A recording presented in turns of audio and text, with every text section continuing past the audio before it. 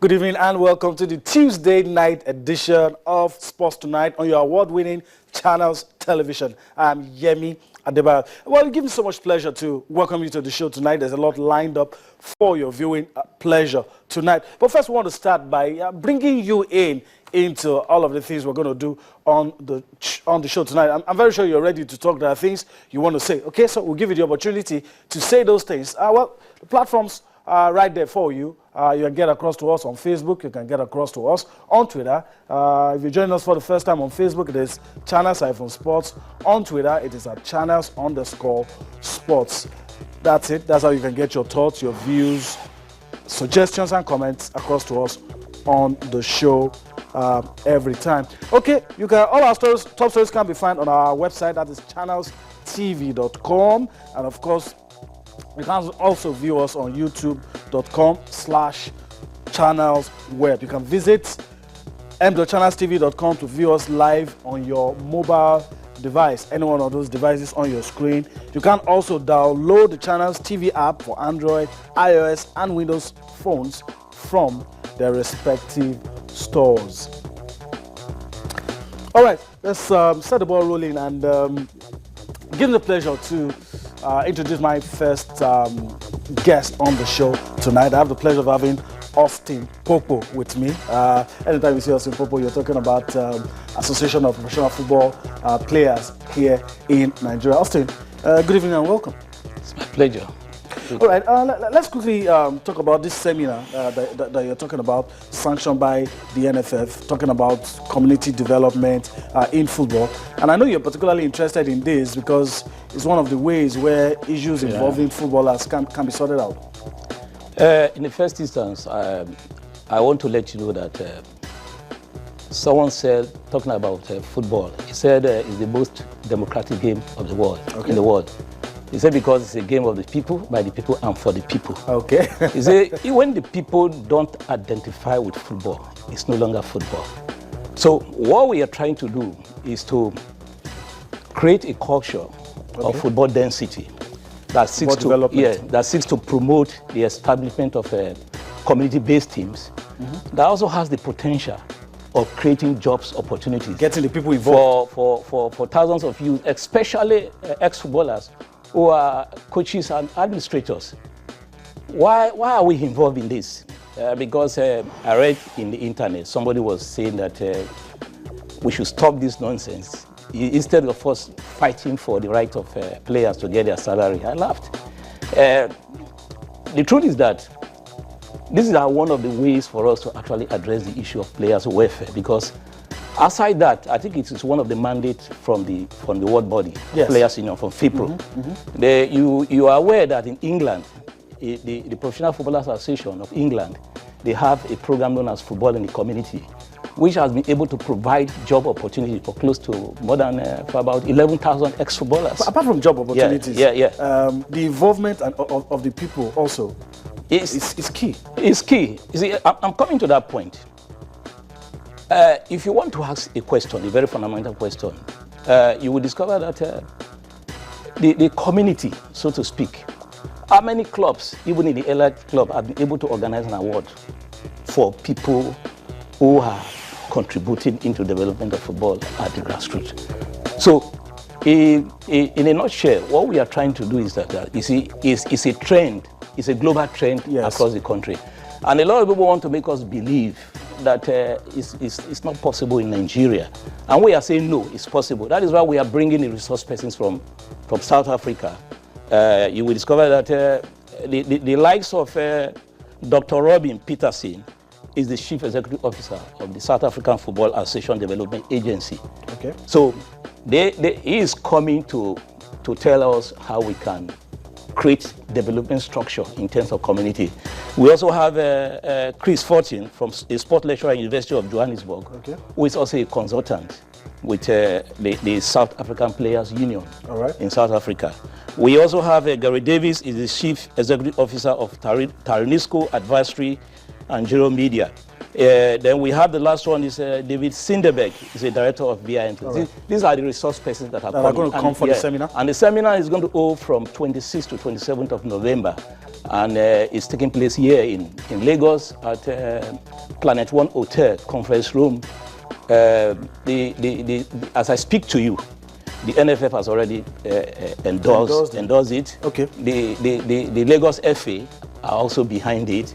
And who are those involved? Who are we expecting? We've been able to reach everybody that is involved in grassroots development. We've reached the state FA, members of the House of Assembly, even the House of Rep and the Senate, because we're also involving the clubs, even the LMC, because if you look at one of the programs there, it's talking about how we can generate. Let me allow you digress a little. Yeah. A lot of people will argue that to get people interested in Nigerian clubs, not just interested now, being have emotional investment, put your money, support, invest. People will say it's difficult these days because they rather support foreign clubs. They rather take their adverts to foreign clubs. They rather, invest their resources abroad. We are not in a hurry. Okay. You see, that is why we are taking the program from the base of the football pyramid. This is just the first phase of the program. Let them come and inform and educate us how it is being done elsewhere.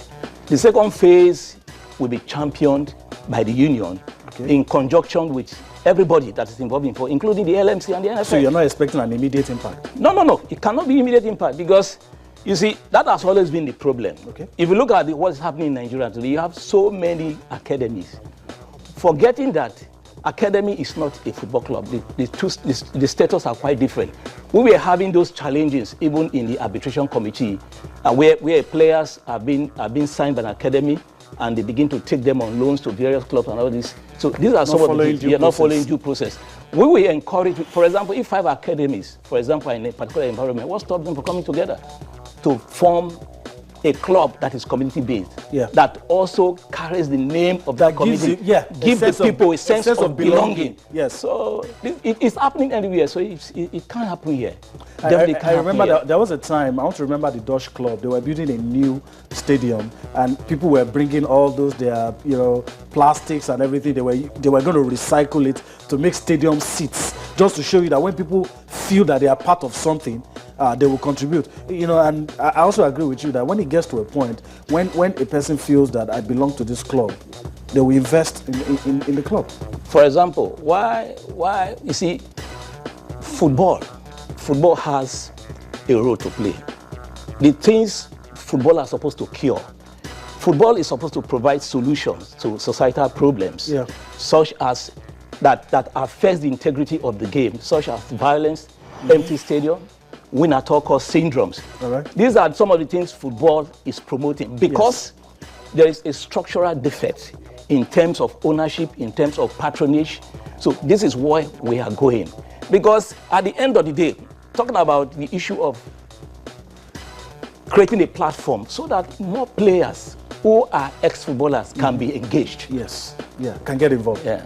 All right, talking about players, Austin, in case you don't know, I really doubt if you don't know Austin, but just in case you don't know, Austin is the Executive Secretary of the Association of Professional Footballers in Nigeria. Let's talk about players. I know it worries you when you hear about players being owed huge sums of money, but let me ask you, has there been any improvement in how some of these players are being treated by clubs?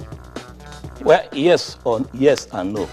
Yes, in the sense that the LMC, League Management Company. League Management Company, they've taken some drastic steps in ensuring that players get their dues. But they also have a challenge.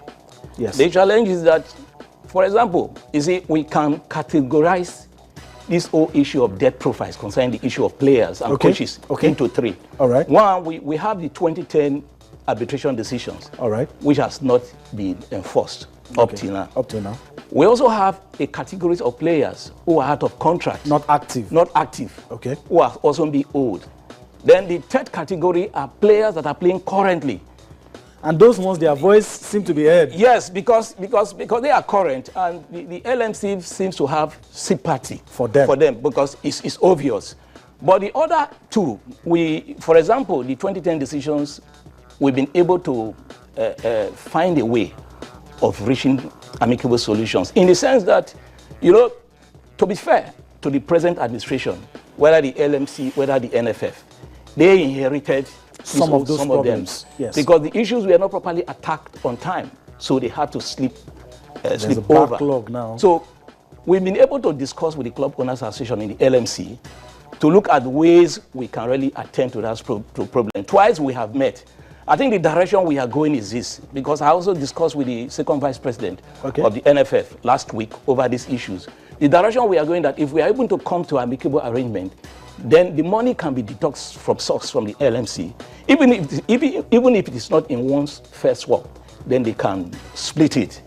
Then for the players who are out of contract, including the current players, whose decision has been taken, we had an agreement not to disrupt the rhythm of the league. That was why we didn't take the extreme sanctions of banning them. So what we have decided is that all those clubs that are involved, they will not be allowed to be involved in registration of players or transfer of players next season. As a form of sanction. As a form of sanction. That is exactly what we have agreed. And for us, backstage we were asking that if eventually, if they do not agree, what we are going to do. See, within the law. Within the law. What can as be done? a union, this thing does not even concern the union. It concerns everybody, the NFF and that. But for us, we have been working seriously to get the right kind of instrument legally to be able to protect the interests of the players. That is the direction we get. And very soon, I want to assure you that when we get it, we'll be able to sit down in the round table and discuss some of these things amicably. Finally, you see, I talked about the issue of grassroots something. One of the highlights of that seminar is going to be that we will be giving a special merit award to Chief Adebutu Kensington. He has made a lot of contribution to grassroots development as a form of encouragement.